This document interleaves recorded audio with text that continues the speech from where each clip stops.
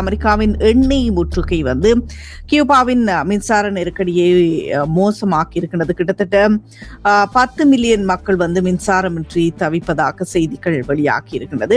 கியூபாவை கைப்பற்றும் கௌரவம் தனக்கு கிடைக்கும் அப்படி சொல்லியிருக்கிறார் அமெரிக்க அதிபர் டொனால்ட் ட்ரம்ப் சொல்லியிருக்கிறார். கியூபாவை பொறுத்தவரையில் எண்ணெய் விநியோகம் இல்லாவிட்டால் அவர்களுக்கு எதுவுமே செய்ய முடியாத ஒரு நிலை. என்றால் அவர்கள் மின்சாரத்தை உற்பத்தி செய்வது கூட இந்த ஓயில் மூலமான, அதாவது டீசல் என்ஜின்கள் மூலமான தான் பெரும்பாலான உற்பத்தியாக அவர்களுக்கு இருக்கின்றது. இதன் காரணமாகத்தான் இப்பொழுது இந்த மின்சார தடை என்பது 12 to 15 மணித்தியாலங்களுக்கு நாடு முழுவதுமாக அறிமுகப்படுத்தப்படுகின்றது. அது இன்னும் மேலும் நீடிக்கலாம் என்கின்ற பொழுது அங்கே பிரச்சனைகள் எழக்கூடிய சந்தர்ப்பம் என்பது தவிர்க்க முடியாததாகி வந்துவிட்டது.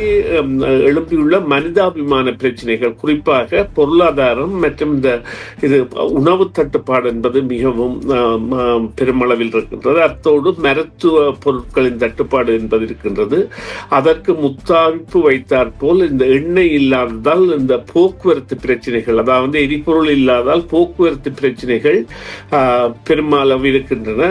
மக்கள் நிச்சயமாக விறகுகளையும் மற்றும் இந்த நிலக்கரியையும் தான் தங்களுடைய சமையலுக்கு நம்பி இருக்க வேண்டிய ஒரு நிலையில் இப்பொழுது அங்கே சென்று கொண்டிருக்கின்றது. அதனால் அங்கே போராட்டங்கள் இடம்பெற்றன. பல போராட்டங்கள் எல்லாம் தொடர்ச்சியாக இடம்பெற்றன. ஆனால் இந்த போராட்டங்களுக்கான உந்துதல் கூட அமெரிக்காவில் இருந்து செய்யப்படும் கியூபாவுக்கு எதிரான தலைமையால் அல்லது சில உளவு நிறுவனங்களால், அது சில வேளைகளில் அமெரிக்க உளவு நிறுவனமாக கூட இருக்கலாம், உந்துதல் கொடுக்கப்பட்டதாகவும் இருந்தது. எனவே அங்கே அந்த அரசியல் ஸ்திரத்தன்மை இல்லாத நாடாக அதனை மாற்றுவதற்காக அவர்கள் முயற்சிக்கின்றார்கள் என்பதுதான் உண்மை. அவர்களுடைய பொருளாதாரம் என்பது போர் இல்லாவிட்டால் வளர முடியாது. அமெரிக்காவை பொறுத்தவரையில் போர் நடந்தால்தான் பொருளாதாரம் தங்க நிலையில் இருக்கலாம், அல்லது அவர்கள் இருக்கின்ற கடனே அவர்களை இல்லாத செய்துவிடும் என்கின்ற நிலைமை இருக்கின்றது. அதன் காரணமாகத்தான் அவர் இவ்வாறான நடவடிக்கைகளை எடுத்திருந்தாலும் அமெரிக்காவை பொறுத்தவரையில் கியூபா தங்களுடைய ஆதரவு சக்தியாக இல்லது. அவர்களுக்கு மிக மிக பெரிய நெருக்கடி.